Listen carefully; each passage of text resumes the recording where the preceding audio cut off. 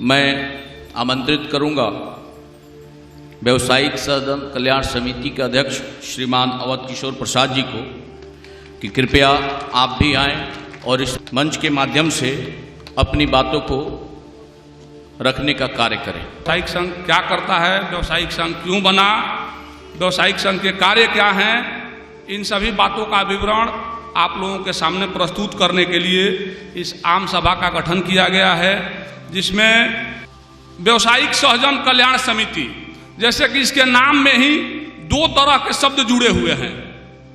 एक व्यवसायिक सहजन कल्याण समिति, व्यवसायिक हितों की रक्षा, उसके साथ साथ जन कल्याण के भावनाओं से भी कार्य करना, ये दो कार्य का दो उद्देश्य मिला के व्यवसायिक सहजन कल्याण समिति पूरा होता है और इसके नाम को मुकम्मल किया जाता है।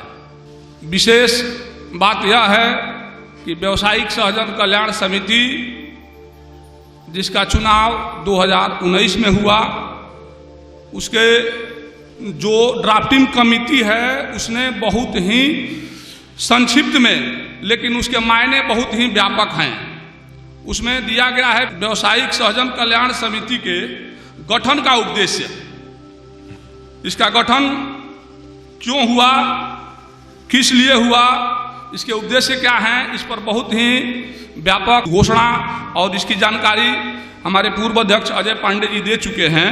लेकिन इस कार्यकाल में इनमें क्या हुए, क्या सुधार हुए और इसके उद्देश्यों पर क्या हम लोगों ने किया, ये लेखा जोखा मैं आप लोगों के सामने प्रस्तुत करूंगा। इसमें लिखा हुआ है कि कटिया नगर के सभी व्यवसायी बंधुओं के व्यवसाय और व्यवसायों के हितों की रक्षा और उनके एकजुटता के लिए कार्य करना, उनको संगठित रखना, मात्र दो ही उद्देश्य दिए गए हैं व्यवसायिक संघ में। लेकिन इनके मायने देखा जाए तो कुछ भी अछूता नहीं रह जाता है, कोई भी समस्या अछूती नहीं रह जाती है। लोग अपनी समस्याओं को उठाते रहते हैं और हम लोग कोशिश करते हैं कि सभी उठी हुई समस्याओं को मतलब संतुष्टिजनक निष्पादन किया जाए। इसके लिए निरंतर कार्य भी हुए हैं। इस संदर्भ में जो भी कोरोना काल से लेकर या इस 3 वर्ष के कार्यकाल में किसी भी तरह की प्रशासनिक या बाहरी कोई भी समस्या आई, जिसमें एफआईआर होने तक की नौबत आई, जिसमें व्यवसायियों पर अनर्गल एफआईआर हो सकता था, जिसमें तमाम बीच बचाव करके एक भी 3 वर्ष के अंदर किसी व्यवसायी पर किसी व्यवसायिक मामले में एफआईआर नहीं होने दिया गया।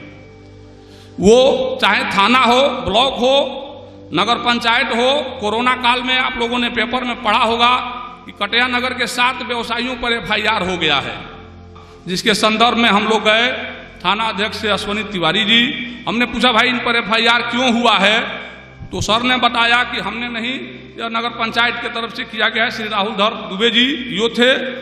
तो हमने पूछा भाई एक ही परिवार के 7 लोगों पर एफआईआर आपने क्यों किया, तो कहा एक ही परिवार के हैं, तो हाँ एक ही परिवार के हैं। तो एक ही परिवार के लोग के नाम पे नेवरी वाले मोड़ पे कोई किराना के दुकान 3-4 लोग एक ही घर के हैं और अगल बगल के 3-4 लोगों पर हुआ था, उसको वापस लिया गया कि नहीं यह गलत हुआ है। हम कहे ऐसे मामलों में या और भी बाजार में तमाम तरीके की समस्याएं यदा कदा आती रही और उसका निष्पादन व्यवसायिक संघ करता रहा। 3 वर्षों के कार्यकाल में जो भी कार्य हुए उनको गिनाया जाना संभव नहीं है, इसलिए जिसको और डिटेल्स में कुछ भी जानना होगा 3 वर्षों के कार्यकाल के अंतर्गत जो भी कार्य हुए हमसे व्हाट्सएप पर ग्रुप में वो हमसे व्यक्तिगत संबंध करके व्यवसायिक हितों के बारे में जिस माध्यम से चाहे जानकारी ले सकता है। अब रही बात कि जन कल्याण के लिए व्यवसायिक संघ ने क्या किया, तो जन कल्याण के लिए हमारी पूर्व संस्था ने, जो पूर्व अध्यक्ष जी थे, उन्होंने 2-3 बार सामूहिक कन्याओं का विवाह और भी तमाम कल्याणकारी कार्य किए छोटे बड़े, जिसको गिनाया जाना संभव नहीं है।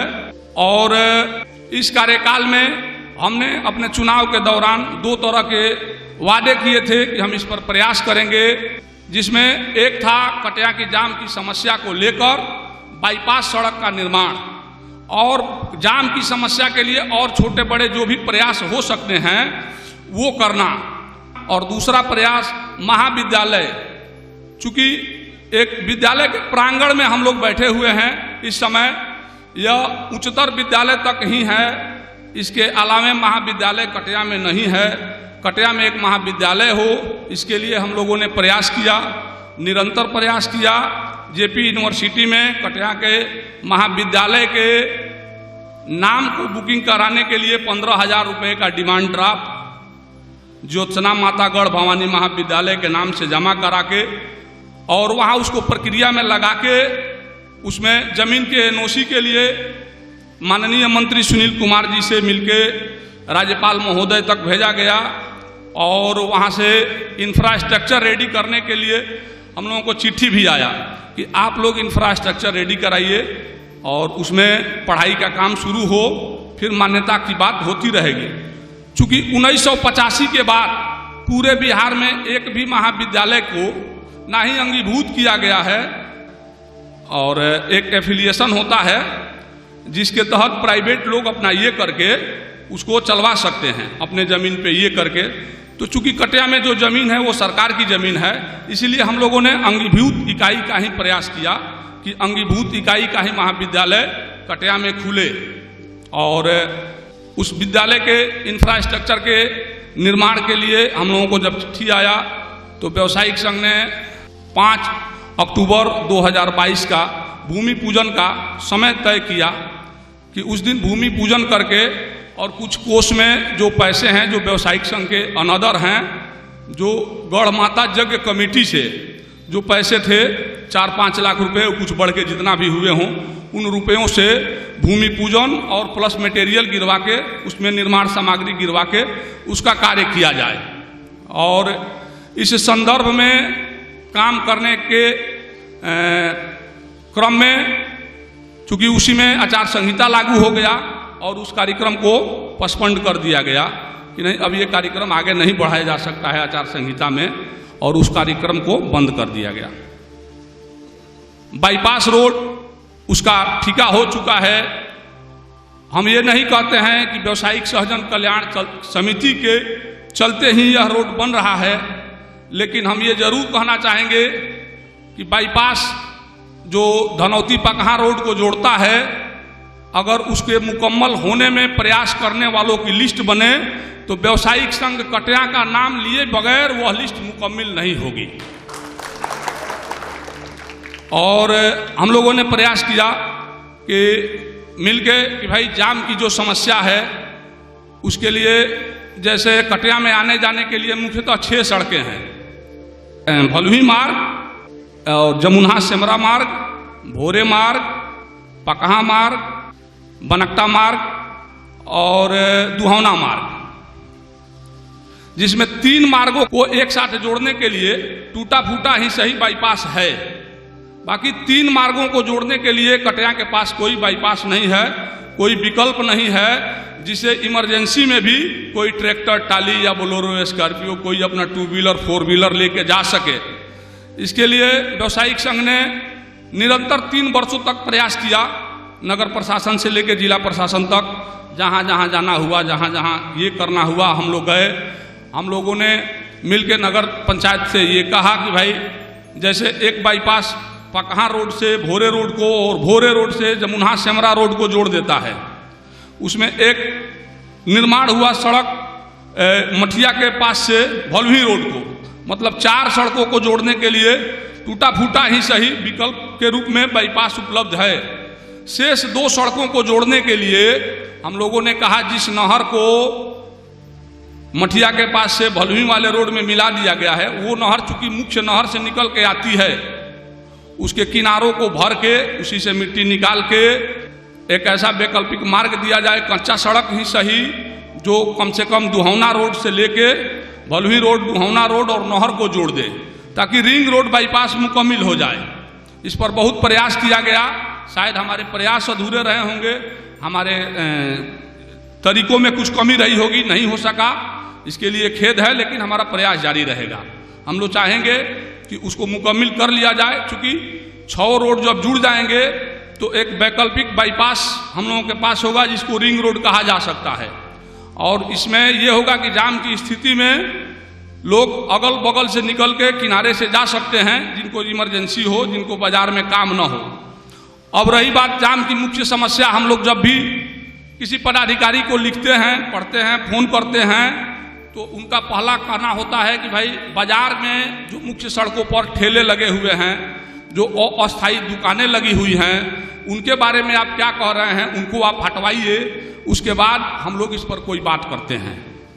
तो इस संदर्भ में भी कोरोना काल में होलसेल सब्जी मंडी, रिटेल सब्जी मंडी और फल मंडी अलग अलग किया गया, जिसको सुव्यवस्थित तरीके से एक जगह से उठा के दूसरी जगह लगाया गया। वो 1-2 महीना, 2-4 दिन, 15 दिन, 20 दिन ही चला।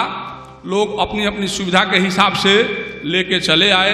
बाजार के व्यवसायी गण का कहना था कि भाई यहाँ से मार्केट से अगर खुदरा सब्जी की दुकानें हट जाती हैं तो बाजार की रौनक खत्म हो जा रही है, और जो पुराने सब्जी मंडी में अगर हम लोग उसको विस्थापित करवाते हैं तो वहाँ की समस्याएं भी कुछ ऐसी ही थी कि वहाँ सड़क नहीं है, वहाँ पानी जल जमाव होता है, वहाँ तमाम सारी सुविधाओं को लेके फिर व्यवसायी जहाँ जो लगाते थे वहाँ लोग लगाने लगे और यह मार्केट उजड़ गया। फिर उस तरीके से जिस तरीके से जाम और असंयमित और अनियमित तरीके से बस्ता चलता चला आया, उस तरीके से चलने लगा। इसके बाद जाम की समस्या पे और कोई विकल्प सामने दिख नहीं रहा है। अगर ये 2 काम नहीं हुए, बाजार को विस्थापित नहीं किया गया, पुनर्स्थापित नहीं किया गया वहाँ से उठा के दूसरी जगह, तो कोई विकल्प दिखता नहीं है जो तत्काल हो जाए और जिससे जाम की समस्या जादू की झप्पी की तरह खत्म हो जाए। इसमें कहीं ना कहीं हम लोग भी दोषी हैं, हमारा व्यवसायिक परिवार भी दोषी है, लेकिन तब है कि हम अपनों को दोष उजागर करें या उसको मिला के लेके चलें। यह सबसे बड़ी सरदर्द है, समस्या है। हमारे जो युवा साथी हैं, वे लोग जो भी सोशल मीडिया पे जो आवाज़ उठाते हैं, हमको बहुत अच्छा लगता है कि इस तरीके की जागरूकता, इस तरीके का जुझारूपन हर युवा में आना चाहिए। हमसे कोई भी सवाल, किसी तरह का सवाल पूछा जाए, हम जवाब देने के लिए तैयार रहते हैं, लगभग जवाब भी देते हैं। वो उनका विषय जो भी हो, हम प्रयास करते हैं सबका जवाब दें, लेकिन किसी भी विषय पर बोलने के लिए, पूछने के लिए उससे जरूरी बातों को जानना जरूरी होता है। यहाँ बैठे सभी लोग, जो हम लोगों के पिता के उम्र के भी लोग बैठे हुए हैं, हमको लग रहा है सबका बचपन इस गर्ल स्कूल के प्रांगण में बीता होगा। यहाँ जो भी लोग बैठे हैं सबका बचपन इस प्रांगण में बीता होगा, लेकिन यह बारीकी कितने लोग जानते हैं कि गर्ल स्कूल के प्रांगण में 4 तरह के स्कूल चलते हैं। प्राथमिक गर्ल स्कूल, माध्यमिक गर्ल स्कूल, उच्च गर्ल स्कूल और उच्चतर गर्ल स्कूल, 4 तरह के विद्यालय चलते हैं। अगर आपको विद्यालय से संबंधित कुछ पूछना हो, कुछ मांगना हो, कोई RTI लगाना हो, तो आपके बारे में, इसके बारे में आपको जानकारी होना चाहिए कि जिस गर्ल स्कूल के प्रांगण में बैठे हैं, जहाँ 4 तरह के विद्यालय संचालित होते हैं, हमें किससे मांगना है, किससे पूछना है, किसके बारे में पूछना है। चूँकि स्कूल तो आ गए, क्लास में चले गए, लेकिन विषयगत जानकारी नहीं होगी तो उसका समुचित जवाब नहीं मिल पाएगा।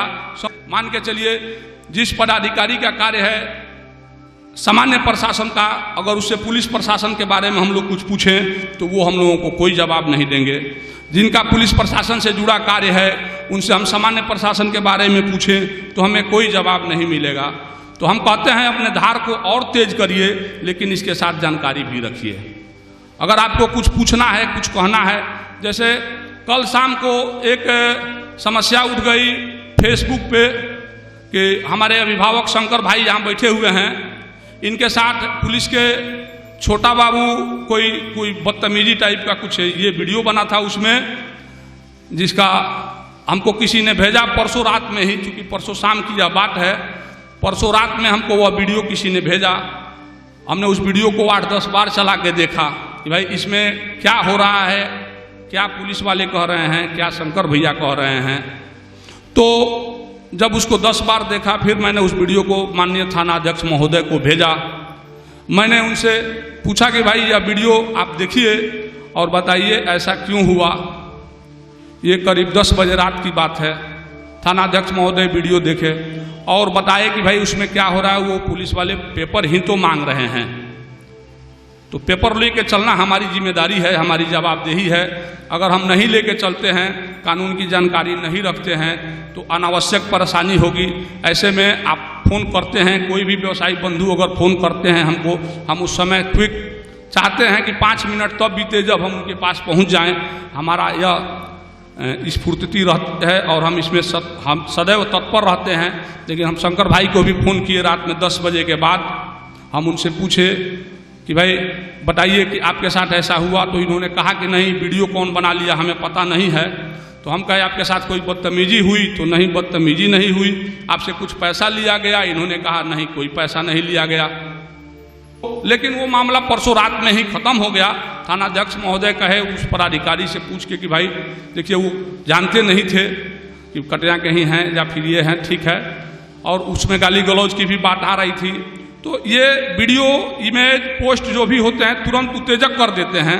उसको सोचने समझने की क्षमता खत्म हो जाती है। जो देखता है उसको गौर से देखता भी नहीं है, पोस्ट को पढ़ता भी नहीं है और उस पर अपने मिजाज के हिसाब से कुछ भी कमेंट कर देता है।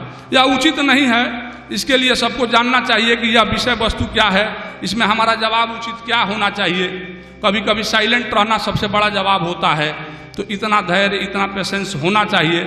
युवाओं में केवल ऊर्जा से काम नहीं चलता है, उसको संतुलित रखने के लिए पेशेंस, धैर्य की आवश्यकता होती है। और ये होना चाहिए, ये और तेज होना चाहिए, सवाल पूछने का तरीका और बेहतर होना चाहिए, या आवाज़ और मुखर होनी चाहिए, इरादे और बुलंद होने चाहिए। और जो भी कटिया के हित से संबंधित कोई भी सवाल किसी भी अधिकारी, पदाधिकारी, प्रतिनिधि से पूछना हो तो उसके बारे में समुचित जानकारी लीजिए और उससे पूछिए। आपको जवाब नहीं मिले, ऐसा हो नहीं सकता है। लेकिन आप अनर्गल तरीकों से जब पूछ लेंगे तो वो टाल मटोल करके उस बात को टाल दिया जाएगा। आपकी जानकारी का लेवल पता चलता है आपके पूछे गए सवाल से। अच्छे जवाब की उम्मीद हर आदमी से की जा सकती है। जो भी सवाल पूछता है वो सोचता है कि अच्छा जवाब हमको मिले, लेकिन इसके लिए प्राथमिक स्टेज यह है कि आप अच्छा सवाल भी करें। जब अच्छा सवाल होगा तो अच्छा जवाब देना मजबूरी होगी। हमने व्यवसायिक संघ का जब चुनाव हुआ तो उस चुनाव चूंकि ऐसा चीज है कि समाज का हो या किसी भी विभाग का हो, उसमें द्वेष, कलेश, कटुता और गुटबाजी हो ही जाती है, नहीं चाहते हुए भी। पिछली बार जब चुनाव हुआ तो व्यवसायिक संघ का एक उद्देश्य है व्यवसायियों को संगठित रखना। इस उद्देश्य के क्रम में उस समय चुनाव हुआ, 800 के लगभग मत पड़े। लगभग 200-250 मत दीपक कुमार को मिला था, 500-600 मत 500 के लगभग हमको भी मिला था। उस समय ये हुआ कि भाई अगर ये 200-250 मतों का सम्मान नहीं होगा तो यह द्वेष क्लेश और बढ़ता जाएगा और हमारा वह लक्ष्य जो सबको संगठित करके चलने का है वह बाधित होगा। उस क्रम में जिस दिन शपथ ग्रहण समारोह था, उस दिन हमने अपने पदाधिकारीगण से, अपने अभिभावकगण से राय मशवरा किया कि भाई दीपक को भी इस सम्मान समारोह में बुलाना चाहिए। हम लोग गए, कुछ लोग पदाधिकारी भी गए साथ में, दीपक यहाँ है भी। उससे कहा गया कि भाई तुम चलो उस मंच पे, तुमको उपाध्यक्ष बनाया जाएगा। 200-250 मतों का जो सम्मान है उसके लिए तुमको ये करके और इस द्वेष क्लेश को खत्म किया जाए। चूंकि गुटबाजी से बाजार की संगठन और ये संस्था नहीं चल सकती है। गुटबाजी चूंकि इसमें कोई ना ही किसी तरह का फंड है, ना ही किसी तरह का सरकारी योजना, स्कीम, कुछ भी नहीं है। यह सामाजिक सौहार्द से चल सकता है, सूझबूझ से चलता है, अपने विलक्षण बुद्धि से चलता है। और इसको, लेकिन उसमें ये हुआ कि दीपक कुमार कहे कि हम आएंगे, हम शाम को उपस्थित होंगे, हम इस समारोह में हम लोग मिल के रहेंगे। वो नहीं आए। क्यों नहीं आए, हम इस विषय पर बहुत दोबारा फिर नहीं बात किए। लेकिन बाजार संगठित रहे इसके लिए हमने ये किया। हमने ये भी किया जिसके लिए लोग हमको दोषी कहने लगे कि नहीं, आपको ऐसा नहीं करना चाहिए। हम कहे भाई चुनावी भावना से यह बात नहीं है, सामाजिक संगठन, सामाजिक एकता की बात है और इसके लिए प्रतिद्वंदी कोई होना ही नहीं चाहिए, इसमें यह बात होनी चाहिए। लेकिन हमारा वो प्रयास सफल नहीं हुआ। हो सकता है हमारे प्रयास के तरीकों में कोई कमी रही हो, किस तरीके का कोई त्रुटि रहा हो, वो नहीं हो सका। दूसरी बात यह है कि जब भी कोई युवा साथी किसी तरह का कोई सवाल पूछना चाहता है, उसके मन में कोई भी सवाल है, तो यहाँ पैड रखा हुआ है जो आप लोगों के पास जाएगा। वो किस पदाधिकारी से अपने सवाल को पूछना चाहते हैं, वो प्रश्नकाल के दौरान इसके बाद आपको पैड मिलेगा। आप लोग लिख के भेजिए कि हम फलाने आदमी फलाने पदाधिकारी से सवाल पूछना। सवाल लिखना जरूरी नहीं है, आपको मंच दिया जाएगा, माइक दिया जाएगा, आप ऊपर आएंगे और आप अपनी समस्या पूछेंगे। हम प्रयास करेंगे, हम लोग हमारे सारे पदाधिकारीगण, कि आप लोगों की समस्याओं को सुना जाए, समझा जाए और निष्पादन किया जाए। अगर तत्काल सब जवाब देना संभव नहीं हुआ तो समय निकाल के आपको मीडिया माध्यमों से, जो हमारे व्यवसायिक संघ के रजिस्टर्ड माध्यम हैं, उन माध्यमों से आप लोगों तक पहुंचाया जाए। कोई व्यक्ति यह नहीं चाहता है कि उसका गांव, उसका समाज, उसका राज्य बिखरे। मैं 2 मिनट का एक किस्सा सुनाऊंगा आप लोगों को। एक महाभारत के किरदार थे विदुर जी और एक रामायण के किरदार थे विभीषण जी। ये दोनों लोग अपने अपने राज्य के राजा के भाई थे और दोनों लोग अपने अपने राज्य के मंत्री थे और दोनों लोगों को राज्य से निकाला दे दिया गया। उनका दोष केवल इतना था कि वो राज्य हित में सोचते थे, राजा के हित में नहीं सोचते थे। वो सोचे कि हमारे किस विरोध से, किस विरोधाभास से रावण के सहित पूरी लंका का कल्याण हो जाए। इस पर रावण ने ध्यान नहीं दिया और उस मंत्री को, उस भाई को लात से मार के अपने राज्य से बाहर निकाल दिया। दूसरा प्रसंग महाभारत से आता है, जब विदुर जी युद्ध का विरोध करने लगे कि भाई जब वो आपका भाई है उसका आधा हिस्सा होता है, उसको दे दीजिए। वो नहीं दिया गया, महाभारत होने लगा। फिर कि दोनों मंत्री राज्य के हित में राज्य का त्याग कर दिए, लेकिन त्याग के बाद के जो उनके कार्यशैली थी, वो एक को कुलघाती बना दिया और एक को विदुर नीति का विशेषज्ञ बना दिया गया, जिसको आज पढ़ाया भी जाता है। और एक का तो नाम भी अपने घर में कोई रखना उचित नहीं समझता है, जबकि दोनों ने त्याग राज्य हित में ही किया था। दोनों का त्याग, दोनों का बलिदान जो भी हुआ वो राज्य हित में ही हुआ। वो राजा के हित में नहीं गए, वो चाटुकारिता नहीं किए, वो राज्य हित में ही अपना बलिदान दिए। एक आदमी जाता है जो रामायण के किरदार थे विभीषण जी, हालांकि दोनों की में राशि भी एक ही थी, दोनों के कार्य भी एक ही थे। एक जाके अपने भाई के, अपने राज्य के, अपने राजा के शत्रु से मिल जाता है और सबका समूल नाश करा के खुद राजा बनता है, जिससे उसके कुल को कलंक लगता है, कुलघाती का नाम दिया जाता है। और दूसरा भाई जब देखता है कि मैं इसमें कुछ नहीं कर सकता, अपने किसी भाई की हत्या नहीं कर सकता, तो वो राज्य का और सांसारिक मोह का त्याग करके राज्य हित में जाके वन में संन्यास धारण कर लेता है और अपने राज्य की हित की, अपने राज्य की सुरक्षा की, अपने राज्य के उज्जवल भविष्य की कामना करता है। तो दोनों का त्याग अभूतपूर्व था, लेकिन उनके तरीके बाद में जाके विवादित हो गए, जिससे एक इतिहास में अमर हो गया और एक इतिहास का विवादित किरदार बन गया। तो उपदेश से एक होना अच्छी बात है, लेकिन उसमें तरीके भी एक हों, इस पर भी ध्यान देना चाहिए। इसी के साथ मैं आप लोगों से क्षमा चाहूँगा और विदा लेना चाहूँगा। प्रदीप बाबू।